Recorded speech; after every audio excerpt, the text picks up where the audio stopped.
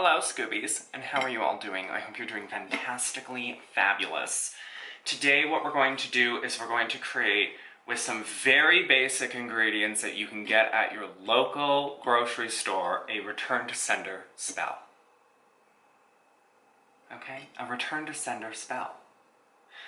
Now, how will you do this? You can use any color candle, doesn't matter. It can be of any shape, any form, anything at all, as long as it's wax and it burns, it's fine, that's all we care about. It's really about your intentions here. Now, I do need a lighter, so I will be right back. Okay, so what you're gonna do, and the only ingredients that you're really gonna need is some kind of oil.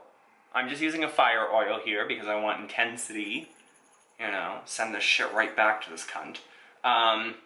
You know, I want intensity. Send this right back to whoever sent it, right? Like, we don't want to be messing around today. We're not messing around. I'm just going to put this over there. Did these burn out? Oh, these did. These candles here, just really off-side note, were for a series that I'm doing. But this is Nebamesh's, and this is Persian. Okay, these were just like kind of reaching out, saying hello. I didn't really... I'll talk about this in a different video. Let's get back to this video. So, all you're gonna need is red pepper, which you can find anywhere, in any grocery store. Ginger, again, you can find anywhere in any grocery store. And cayenne pepper. And you can find any of this anywhere in any grocery store at any time of the year. And they're very, very cheap.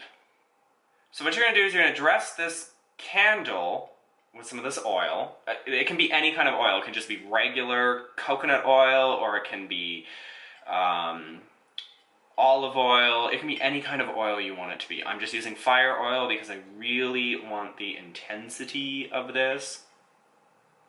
And what I'm going to do is I'm just going to melt this to the bottom of this plate.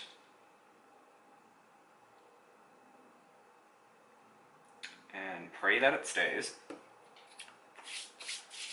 Then what we're going to do is we're going to dress it with some cayenne. So what the cayenne is going to do, and people dress their candles, oh crap, in many different ways. But I probably shouldn't have melted it to the table yet.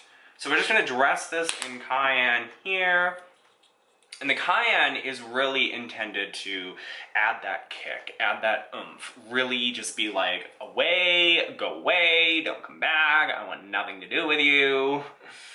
We're just really, you know, we're going to send it back, but we're also going to burn them.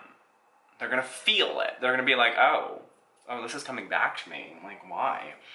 Then we're going to put on some red pepper. And the red pepper is also great for adding that spice. And finally, we're going to add the ginger.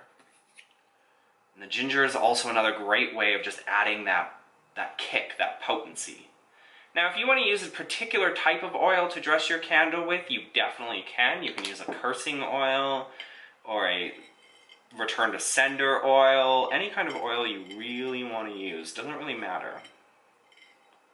Now, we just really want to get this candle and all of its stuff just really coated in this. And then we're just going to set this off to the side here for a second. I'm going to go get a cloth and, well, actually I'm going to go rinse this plate off. Look at that. A beautiful, clean, white, pristine plate.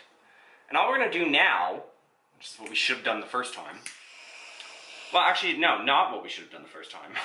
We should not have melted it to the plate the first time. We should have waited until it was dressed. So now we have our red candle here.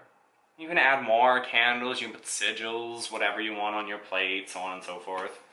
But I'm just going to add a little bit more ginger. And a little bit more red pepper. It doesn't have to be perfect, it doesn't have to be perfectly clean and gorgeous looking. And a little bit more cayenne. And I'm going from the top down.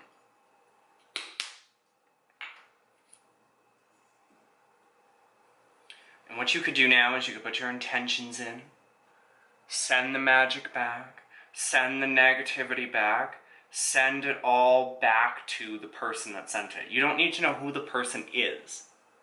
Because sometimes we can feel that magic coming towards us. We feel that energy shift. We feel that energy change. We feel that sinking feeling that something is going to happen. Something is here. Something negative is happening. We just want to send it back.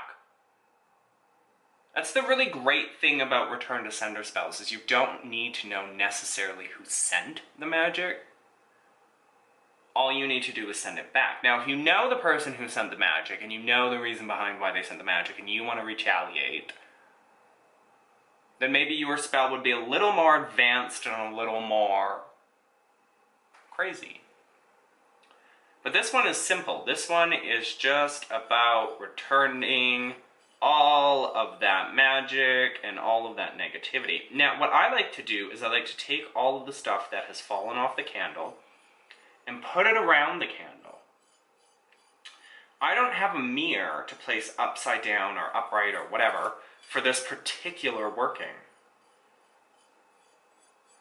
All I've got is just myself. So how do you protect this?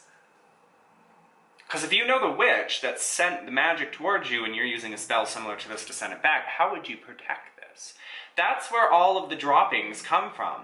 After you've dressed your candle, place them around the candle, the ginger, the cayenne, the red peppers, because that's going to create a barrier. It's this potent energy barrier. You could add honey into this. Just around the base, just a little bit around the base to make all that sticky, so that when the candle burns down, it may burn off any of the stuff around the candle, but it's also burning away that negative energy.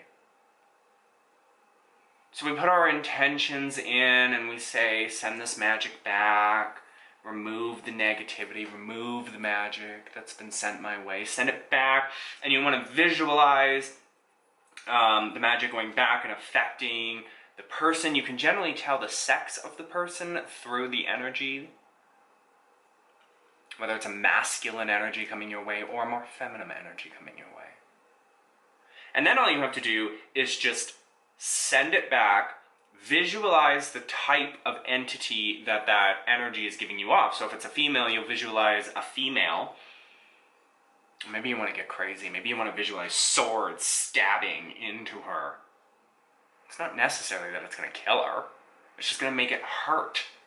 That's what you want to do. When somebody sends you magic your way, you don't just be all like nice and kind about it. No, you'd be like, what the hell are you doing? Take your shit back. I don't need your negativity in my life. I don't need your garbage. I don't need your baggage. I got my own baggage. Take your baggage back. And then at the end of the day, all you do is just light the candle. Now, obviously, you're going to want to keep this somewhere where it is safe, where there is nothing around it that can catch on fire, where there is nothing above it, below it, around it, on it. Well, this below it can catch on fire, but we've got this in the middle of a plate. So unless those flames are going to magically go jumping all over the place, we're pretty good here. And you are going to want to watch this, because if you didn't clean off your plate after dressing it with oil and all that, and if this candle burns down, that oil can catch on fire, the plate can get very hot, the plate can crack, wax can go everywhere, it could start a fire. It can start a very serious fire. So that's why what I like to do sometimes, if I'm having those type of candles, is I'll burn it in something like this. It's a cast iron cauldron. It is a little harder to clean out, especially if you're using that wax. But what I would do is put a little bit of water into the bottom of this, burn the candle down, the water will snuff out the candle, then you just dump out the water and the candle wax. And all the other stuff that goes with it. But just keep in mind that you want to take care of your cast iron. Like this one is starting to rust a little bit on the inside. It needs a good cleaning. So this is the most basic return to sender spell that is cheap and effective and easy to do. You can use a tea light candle, you can use a white candle, you can use a gold candle, you can use any color of candle you want. Because at the end of the day, it really is just about your intentions that you're putting out there. You're feeling this negative energy coming your way, the intention is to send it back. The intention could be to send it back with a kick. There are some really creative ways of doing return to sender spells. Most people like to do the little dolly candles, the little wax poppets, like to get pictures and personal effects of the person that sent the magic. That works if you know exactly who is sending you the magic. But if you don't know, then something like this is great general all-purpose. Okay? Hope you learned something from this, Tubies.